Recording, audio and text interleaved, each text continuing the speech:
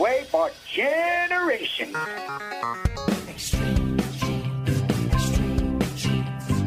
Dates in the Bible don't quite match the marriage certificate.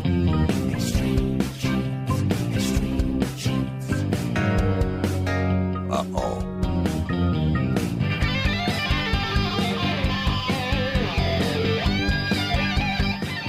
And welcome, America, to America's Family History Show, Extreme Genes and ExtremeGenes.com. I am Fisher, your radio root sleuth, on the program where we shake your family tree and watch the nuts fall out. Well, as usual, great guest today. We're going to be talking to Sarah Deary. She's with the New England Historic Genealogical Society and AmericanAncestors.org. She took on a passion project to expand her skills, and the whole thing blew up. You're going to want to hear all about that. Plus, Terry O'Connell from Chicago is here talking about how DNA gave her an answer to a kidnapping that had happened to her family in the 19th century. And hey, if you haven't signed up for our weekly Genie newsletter yet, we talk about this all the time, but so many of you have refused to do it. Get on this right now. It's free. It's just a blog from me each week, links to past and present shows, and links to stories that you'll appreciate as your family's historian. Right now, it's time to head out to Boston, Massachusetts. My good friend David Allen Lambert is standing by. He is the chief genealogist there at the New England Historic Genealogical Society at AmericanAncestors.org. David, greetings. Happy summer to you, my friend. Hey, it would have been even a better day for me today. I was going to go on an adventure with a former coworker to find a cemetery. Ooh. So we started digging into it, and it turns out back in the early 60s, a contractor removed the stones. Oh. Lost the bones. So it is now a blacktop industrial park. Oh, so, that's too bad. That is not fun. That's not a good way to start our 10th year of Extreme Genes, my friend. Well, I got a good one. It's 210 years in the making. It is now the newest database on American ancestors and the General Society of the War of 1812. All of the membership applications from the year 1854 down to 1979, that's over 170,000 records to search, and it's for the first 5,200 members. I'm excited about it because I'm the registrar for the Massachusetts Society of the War of 1812. This is very big because it's on your site at AmericanAncestors.org. So if you've got a membership there, this is really easy to search. 5,200 members, 170,000 records. Some of these people, I would imagine, would be children or grandchildren of the 1812 soldier. Oh, absolutely, and a lot of great-grandchildren as well. And what's really fun about these applications, too, Dave, is all the sources that they have to provide over the years to tell us where they got that information. And I would imagine some of it would include family notes and Bible pages, right? Exactly. That's one of the reasons that a lot of them are more than just 4 pages, which would be the front and back of page 1 and 2, and then page 3 and 4. It includes, obviously, the name and the dates, also baptisms, marriage intentions, deaths and burials, even the other family names like spouses and their information is included. So it's a great way to start off researching. And I wasn't even aware that I had an ancestor in the War of 1812 until somebody mentioned that my ancestor was 5'4" and wasn't very tall. And I said, how could a 44-year-old be in the War of 1812? And I realized that I had been looking in the Massachusetts State Troops. He was in the regular U.S. Army. He was an artificer, someone who cared for the cannons if they got broken on the cannon carriages. He got bounty land in 1818 in Illinois, even though he never moved there. But I spent over 30 years researching him, never knowing until recently that he was in the War of 1812. Well, this new database can help other people have the same experience, so good luck with that. What else do you have for us today, Dave? Well, going a little fast forward to World War II, I want to talk about a young man who was a college student. His name is Adam Mcmillan. He's going to Westchester University, and he has a collection in his basement in Cranberry Township, New Jersey, worthy of an actual museum. And this is amazing because he had 3 great uncles in World War II. Local veterans have given him medals and helmets and uniforms and ephemera, and it's quite amazing. But what he's done recently, he traveled with Bob Gibson, who was a D-Day veteran who was about the same age as Adam. There's a great story in the Philadelphia Inquirer about their visit to Normandy. Wow, what a great trip and what an experience for a young guy. Exactly. So if he lives to be in his 90s, just think it'd be like someone now in their 90s saying that they took care of Civil War veterans at Gettysburg at the 75th or something like that. Something like that. It's amazing. That's crazy. Well, we've been talking about witches. In fact, I just wrote recently about Elizabeth Johnson and Vita Brevis on American Ancestors, who was the last exonerated witch in Massachusetts. Well, let's go to another New England place. The great state of Connecticut, your home state, where they had no problem with persecuting witches as well between 1647 and 1697. There are at least 46 people that were accused of witchcraft, and 11, in fact, were executed. You hear about Salem all the time, but not about the ones in Connecticut. Well, Alice Freeman decided to do a little research on Ancestry.com, confirm some family members, and now she is working to lead the state of Connecticut to exonerate these 46 individuals. Just like they had done in Massachusetts, So this is really interesting. I guess all the witches are getting a step up right now from all these descendants. I actually had an ancestor who helped the persecution of one of those witches who was executed. And it's crazy when you get into one of those stories and you have a personal connection to it and you just think, man, what would that have all been like? Well, I've always heard the expression growing up, something is better than sliced bread. You know that sliced bread in World War II was an illegal commodity? No? Well, what's that about? Let me use the Wayback Machine and go back to 1928. That's when the machine that first cut bread automatically was created. Well, you may remember as a kid, cut bread in wax paper. So the main reason, they were worried about the wax paper consumption. Needless to say, the housewives were very upset over this, and this ban on sliced bread in wax paper ultimately only lasted about 3 months. During World War II. That's amazing. During World War II. That's a great little story. I had no idea. That's all I have from Beantown this week. And don't forget, if you're not a member of American Ancestors, we'd like to invite you to join. And to save $20, use the coupon code EXTREME on AmericanAncestors.org. Magnificent, David. Thank you so much. We will talk to you at the back end of the show. And coming up next, an NEHGS researcher wanted to expand her skills, and her project has just blown up. You're going to want to hear all about it coming up when we return to Extreme Genes in 3 minutes.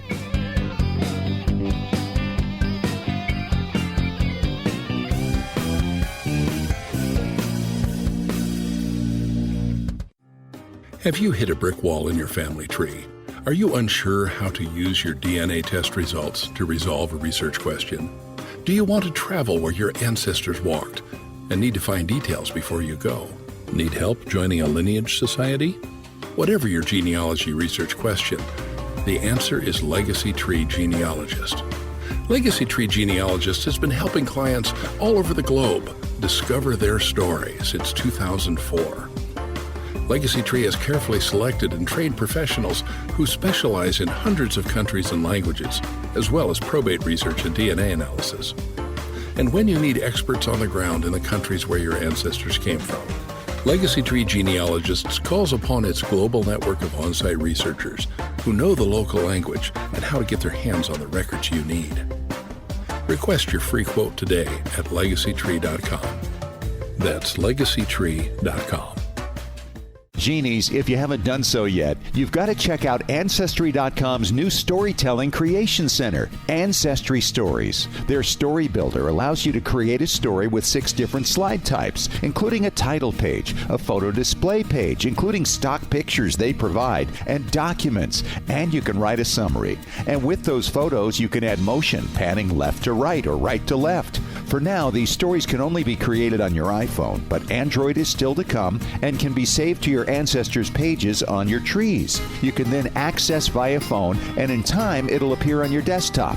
You can also share it with family members and friends, whether or not they subscribe to Ancestry.com. For the younger generation that wants stories in a quick and easy-to-consume form, you can't beat this. I've already shared a story with my family, and the reactions are remarkable. Try out these incredible new tools and share your new story creations on social media using hashtag #MyAncestryStory. Hey Genies, as we've dug into our family history explorations over the past year, our community at Genealogy and Family History Breakthrough Strategies has taken off. This is where you can meet like-minded genealogists genealogists who can help you break through those brick walls and find a whole city behind it occupied by ancestors whose names you don't even know yet. This is where you can learn from your fellow genies and ask questions, because many in our community have already been into some of the records you're looking for. Genealogy and Breakthrough Strategies is free. What a great place for brainstorming and getting to know other people who totally get your passion for family history research. If you're looking to take the next step in sharpening your skills, here's a great chance to learn from others and give back in areas you've already become expert in. So join us. That page again is Genealogy and Family History Breakthrough Strategies. It's a long name, but we cover a lot of territory. Genealogy and Family History Breakthrough Strategies.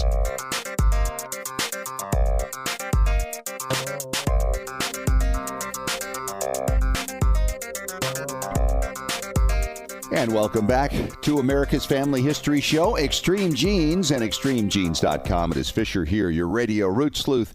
And my next guest works not too far down the hall from my good friend David Allen Lambert at AmericanAncestors.org, the home, of course, of the New England Historic Genealogical Society. Her name is Sarah Deary.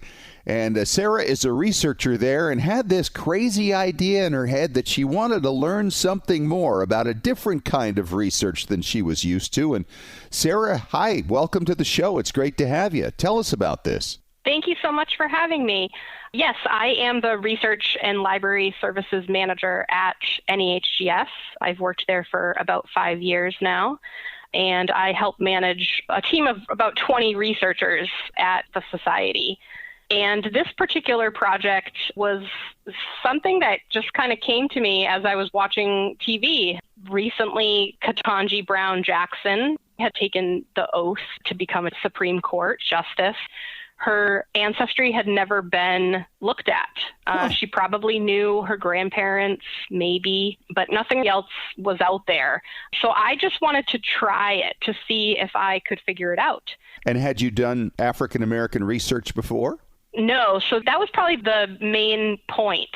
I wanted to see if I could do African American ancestry in Georgia. I had never attempted African American ancestry before, and it's something that's always been put out there as very difficult, and I would agree that it is very difficult to do. So my goal was to see if I could figure it out and write a blog post through American Ancestors. And it kind of blew up for you, didn't it? It did, yes. So it has now turned into 2 blog posts, an American Ancestors feature magazine article, and a front page article in the Sunday edition of the Boston Globe. That's kind of crazy, isn't it? It is, yeah. We've also designed a website with all of my research through AmericanAncestors.org. And it's blown up, which is amazing. Now, she has a connection to Massachusetts, too, because she attended Harvard, right? She did. She graduated from Harvard, where she met her husband, Patrick. Patrick Graves Jackson is her husband, and he is old Boston. So he is referred to as a Boston Brahmin. Okay. And it's just an old Boston family that goes back generations. So he's affiliated with Boston, him and his family. Very accessible information on him, I would imagine, as well.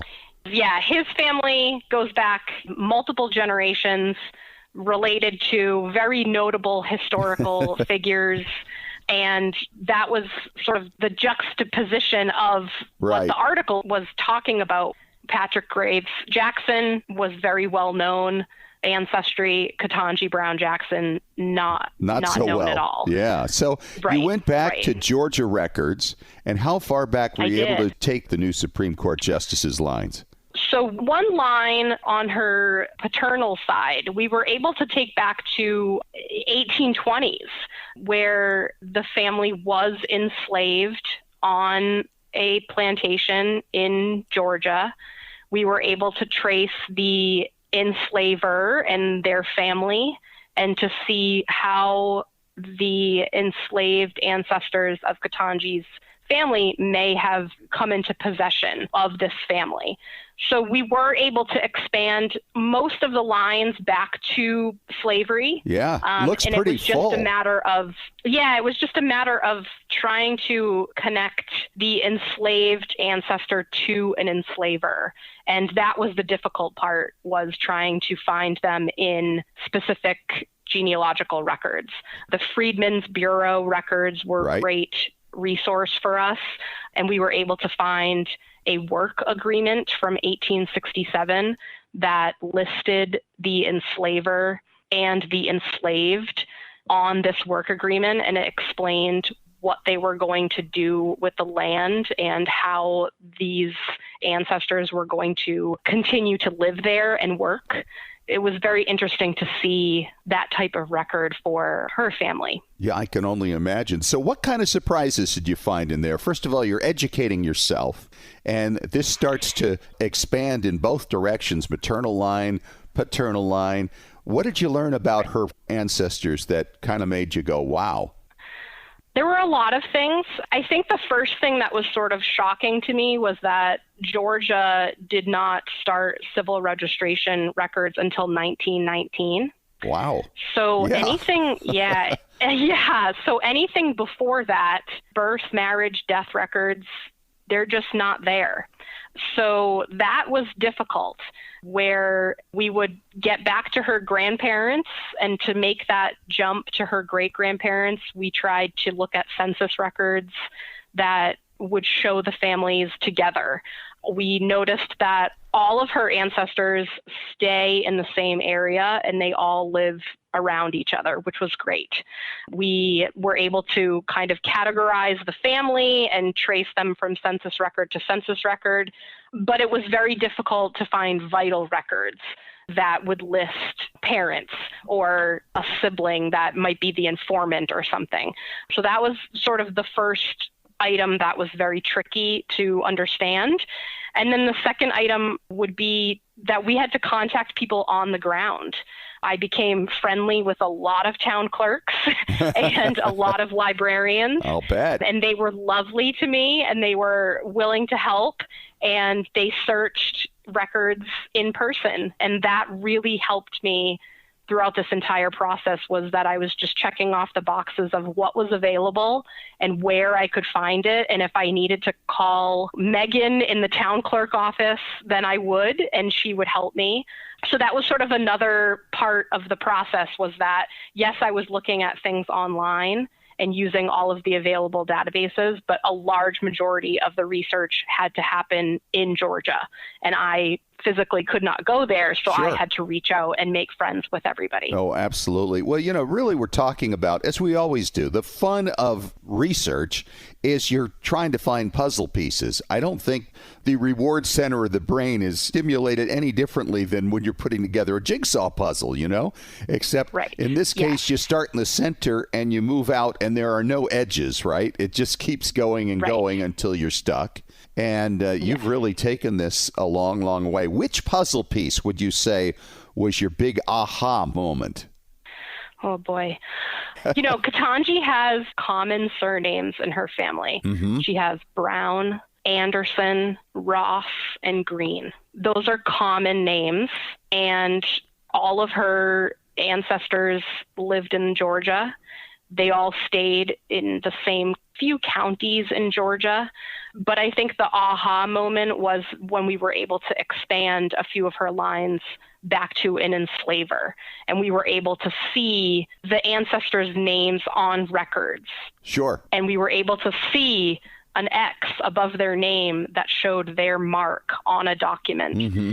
That was sort of the aha moment that this was good and we were doing something positive for her to be able to identify where her family came from. A lot of times in her comments and speeches, she talks about her family and her ancestry and that she was one generation removed from slavery. And she was, all of her grandparents and great-grandparents were born into slavery. So it's very interesting to be able to give that information to her, but also to other African American families that are in the same scenario where they want to learn more and they know it's a difficult task and they're just kind of stuck and they don't know where to start. Well, so, this is fun. Take it from me, you can do it. So, well, clearly. Yeah, absolutely. Now, the question, I guess, is a lot of people would ask, have you heard from the Supreme Court justice yet? We have not. Like I said, her husband's family is from Massachusetts. I would imagine that they get the Boston Globe. Sure. But hopefully it makes it to her desk and she's able to see the work that we've been able to put together for her. And hopefully it puts a smile on her face. Absolutely. I would imagine being in the Supreme Court right now, there's not a lot of smiles going on. So this might be a great thing for her to know that somebody took an interest in her and her people and went back and made these discoveries. Mm-hmm. Yeah, and it just started with her mentioning a Maya Angelou poem in one of her speeches where she talks about being the gift of a slave. And she is the embodiment of hope right now. She's the first African American woman to be sworn in, and she's also the first public defender to be sworn in. We've never had a public lawyer on the Supreme Court before. So she's sort of started from nothing, and here she is. Well, this is great. What are you going to do from here now? I mean, you've obviously done this to educate yourself a little bit, and you've had quite a ride out of it. What's next? Get back to work. A lot of things have been pushed aside the last 4 months where I've been working on this. And I hope to reconnect with my everyday tasks. Like I said before, I manage a team of 20 researchers. Yeah. And people contact us to help with their ancestry all the time. So I have a really good advantage where I listen to the patron tell us about their family tree. And then I experience the other side of it when we knock down those brick walls through our research team. So I'm hoping to get back to work. And as far as a big project, I don't have anything on my plate. Just kind of ride this wave, I guess. Yes, it will appear when it appears, right? Your next thing. Yes. That's so great. Congratulations, Sarah. That's a lot of fun. And we look forward to hearing more from you somewhere down the line. Thank you. And coming up next, an ordinary person with an extraordinary find, a 19th century kidnapping solved by DNA. When we return in 5 minutes.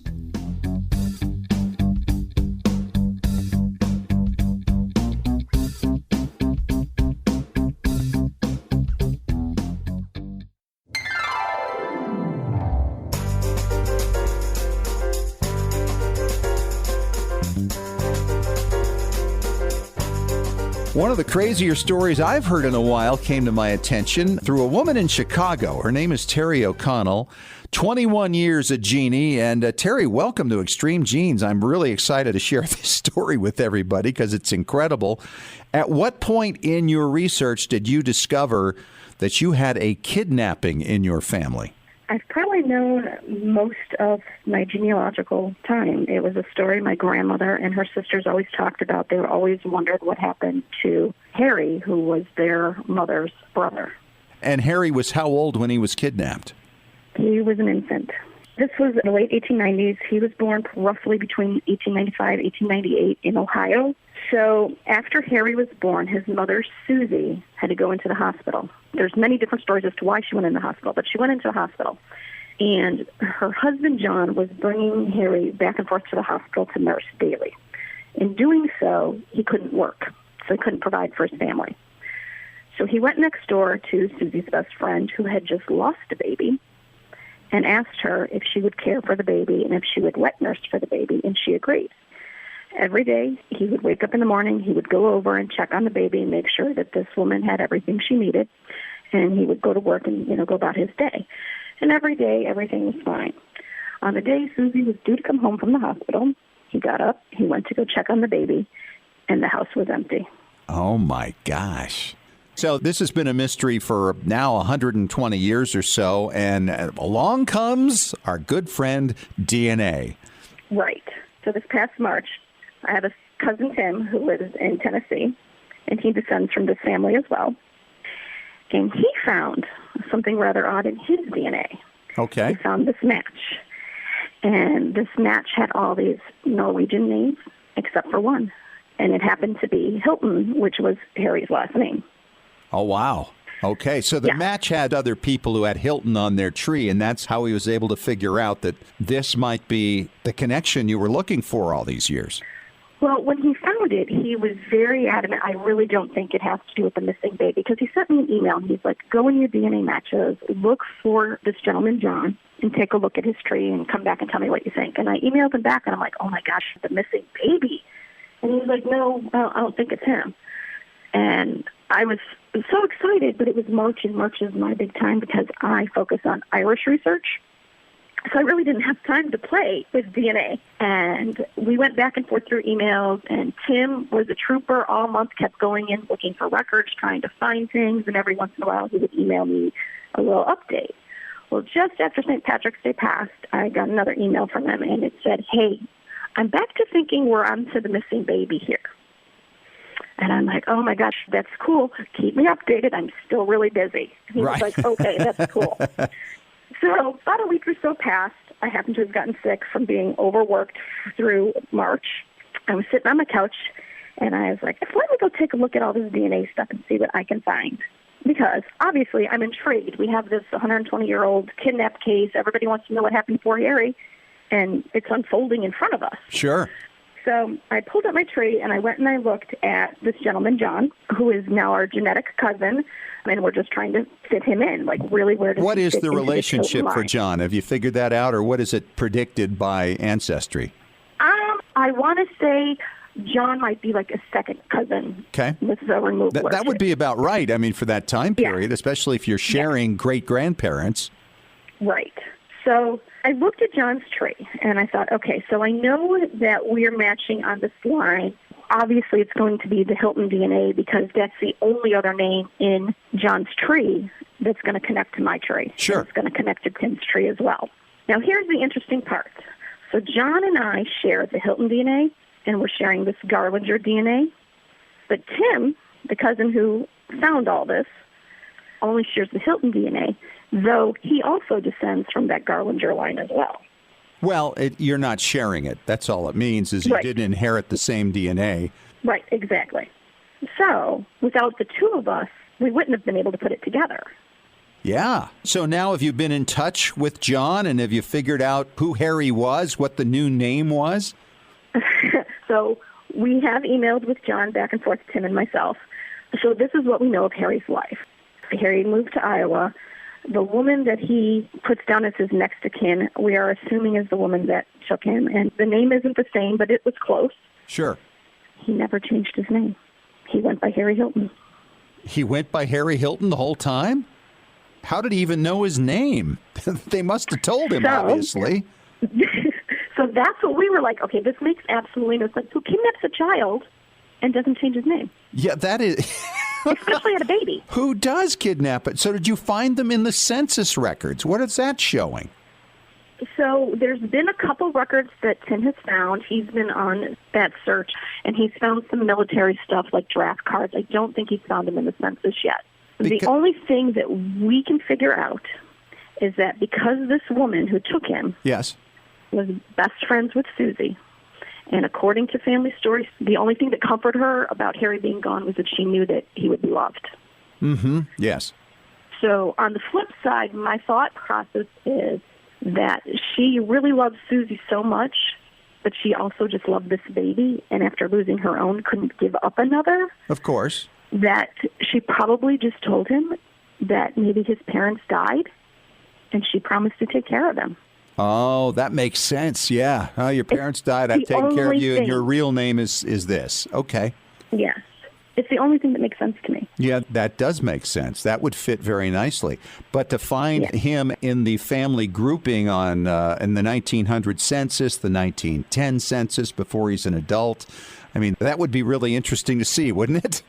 It would. And I'll have to go look. I know I have a ton of emails from Tim of the things he found when we were going through this last March, because it would be very interesting, because we do have addresses from the draft cards and that, and we know that he was career military. The first marriage didn't last, John's family story tells us that Harry did marry again, and there are other children out there. We just haven't found them yet. You haven't found them yet. Have you seen photographs of him yet? Of Harry? We have. Wow. What was that like the first time you laid eyes on the picture of the baby that was kidnapped? I can't remember if it was a military picture or not, but my cousin Tim sent it to me. And he sent it with a picture of another one of the Hilton brothers. And they all have this, like, little point in their eyebrow. Okay. So that's the distinguishing feature, huh? The little point in the eyebrow. And Harry totally had it. Okay. And he was a full brother to the others, so that's really interesting. Yeah. But what is really weird, so John and Susie, all of their kids are registered, all their births in Ohio, and I have found them, but Harry's is not. Huh. But you've got the DNA, so you know for a fact but we've got the DNA. Yeah, there's no question as to who his parents were. Yeah, I mean, unless the only other way it could go is if John had an affair with one of Susie's siblings. Yes. That would be the only other way he could have both of the DNA. Yes, that would be true, I suppose. Nonetheless, it would come in a little differently, though. The DNA match would be off. Yes. If that were the case. So I don't think that would be it. But, that's really cool. A 120-year-old cold case solved by DNA and just by an ordinary person with an extraordinary find. Well done. I'm impressed, Terry. Thank you. The family feels the same way. They're like, I can't believe that you guys figured this out. Well, it's been part of your family lore for literally over a century, and now we have these amazing tools that you can do this stuff with, and really anybody can learn how to do it. It's an amazing process and so much fun, and it's life-changing. That's the thing. It really, truly is. Terry, thanks so much for coming on and sharing your story. Really appreciate it. Oh, thanks for having me. And coming up next, David Allen Lambert returns as we go through another round of Ask Us Anything, answering your questions on Extreme Genes, America's Family History Show in 3 minutes.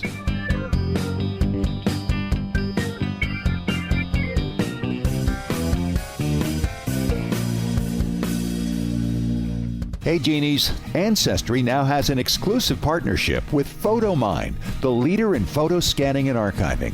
What does this mean to you? Well, imagine inheriting an old photo album and you want to digitize all the images. Up until now, you'd have to remove the pictures, place them in a scanner, crop them, and perhaps use Photoshop to improve them. Now, by using these amazing PhotoMine tools from Ancestry, you can use your phone to take a picture of an entire page from your album. The tools will automatically separate and crop each picture, improve focus, and restore color or colorize your images. Then you can assign which picture goes to which person on your tree. If you've been waiting years to get around to the tedious project of scanning your old albums, it's been worth the wait. No more pulling your photo albums apart and trying to reinsert the pictures back in proper order. No more tearing of your old photos while removing them from those so-called magnetic albums of the 1970s. Sign into Ancestry through their mobile app to try it out. Have you hit a brick wall in your family tree? Are you unsure how to use your DNA test results to resolve a research question? Do you want to travel where your ancestors walked and need to find details before you go? Need help joining a lineage society? Whatever your genealogy research question, the answer is Legacy Tree Genealogist. Legacy Tree Genealogist has been helping clients all over the globe discover their story since 2004. Legacy Tree has carefully selected and trained professionals who specialize in hundreds of countries and languages, as well as probate research and DNA analysis. And when you need experts on the ground in the countries where your ancestors came from, Legacy Tree Genealogists calls upon its global network of on-site researchers who know the local language and how to get their hands on the records you need. Request your free quote today at legacytree.com. That's legacytree.com. Hey Genies, it's Fisher here, and my shiny new ExtremeGenes.com website has been described as having that new car smell. I love hearing that. Having been with you for over 8 years now, it felt like time to help out listeners and followers who need to know the basics of genealogical research, as well as how to understand your DNA test results, and to be able to put them to work for you, breaking down brick walls, identifying birth parents, locating new cousins who may have photos and information that can't be found anywhere else, and verifying your paper trails. Yes, DNA can do all that, and I can show you how. Check out the all-new extremegenes.com website and download the free Genealogy Strategy Roadmap and the free DNA Starter Guide. Then, if you like what you see, you can take those next steps to sign up for the video courses that you can watch at your leisure. I'll take you through all the basics, step by step. Find out more now at extremegenes.com.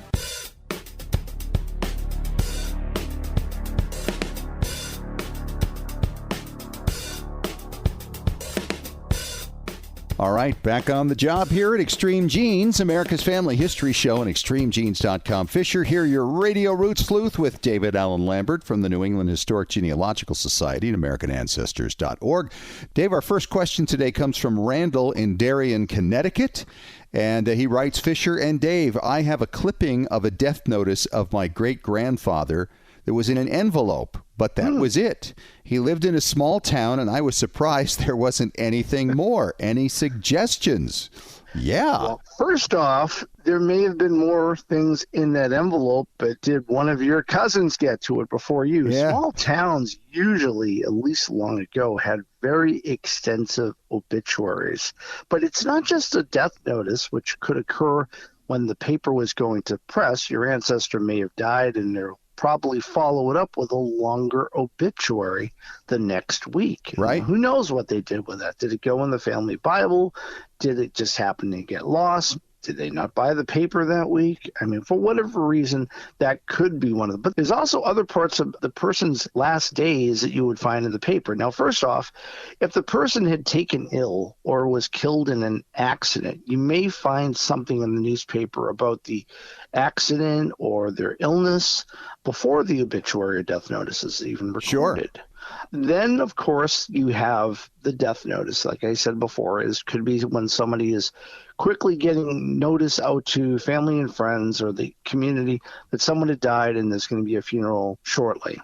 Then you've got your obituary, especially with small town papers. You're usually going to get something that's front page news or in a typical section in the paper. But you also get other things. After the funeral has occurred, you may actually get who was there, what flowers were there. Right. It's always amazing. What, roses and daisies were put on the casket, but you don't get the maiden name of the sister-in-law that you've been looking for years who's there with her husband. Right. And then lastly, you could get something that would be a card of thanks that is often published in the newspaper, thanking people for their sympathy and for flowers and being so kind to the family during that time. So you could find a variety of things other than just a death notice or a typical obituary. And where do you want to start for that?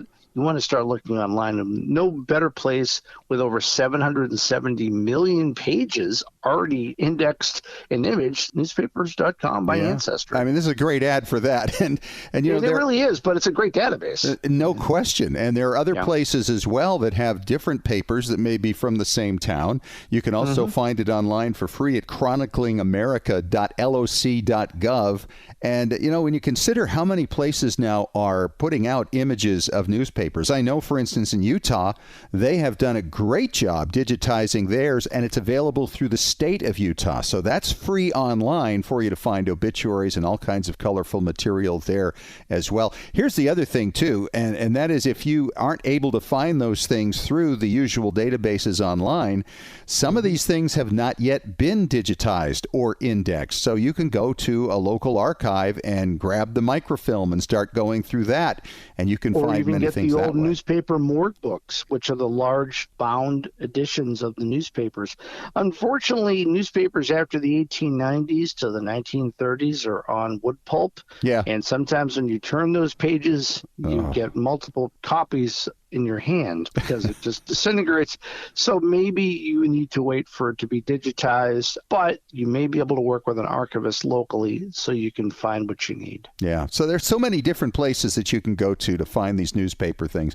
If you already have the dates, that's when it's really helpful, because then if you're actually going to go to some paper archive, then you can go to the exact dates that you're looking for. So thanks for that question, Randall. We appreciate it. We got another question coming up next when we return with Ask Us Anything on Extreme Genes, America's Family History Show, in 3 minutes.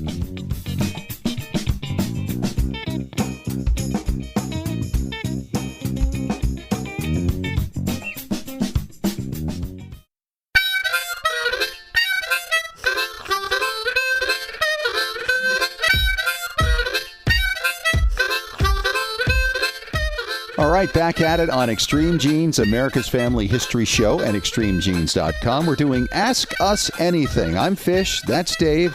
And Dave, our second question today comes from Austin, Texas. It's from Lorraine. And she says, hello, boys. Hello, Lorraine. I have some Quakers who go back to Guilford County, North Carolina. Where might I find some records of my people there? Ooh. Well, if she's looking for church records, which I would assume the first thing she needs, I would take a look at FamilySearch.org. You never know what may already be digitized at your fingertips or available at an affiliate library near you or at a family history library. We should mention also, too, Dave, that Quaker Records are fantastic. Oh, absolutely fantastic. They are accessible. They go way back. Many of them go from North Carolina back to New England. My wife had people in Pasquotank County, North Carolina, but they will not only say the names of all the people in the family and when they were born and when they died and when they got married and where, but if they go move someplace, they're going to make mention of that. And if they came in from somewhere, they will say where they came from. If they're going out somewhere, they'll say where they are going. And they do that with approval of the local pastors. So at the end of the day, you are in such great luck that you have this Quaker ancestry. You know, and I'll tell you, go to Ancestry.com. There's a collection of Quaker meeting records from 1681 to 1935. Ready for this? 7.6 million searchable names. Yeah. And so the Quaker families are really pretty easy to put back together and trace back pretty much to their Quaker roots. And you know, Dave, last week I think we were talking a little about the double dates. Do you remember that? Oh, sure. Boy, we see that all the time in the Quaker records. Absolutely. And the other thing you find with Quakers, and you know how much I love cemeteries, the Quakers believed in very simplistic cemetery markers, sometimes not even with names on them. Sometimes they're just white marble or small slate markers. That way it didn't differentiate one member of the meeting versus somebody else. Right. I get that. So basically you don't have the leaders with a glorious tombstone and somebody else with very little. So they were all kind of the same. They were very humble people, and they did a great job with their record keeping. And so once again, you're really, really lucky to have those.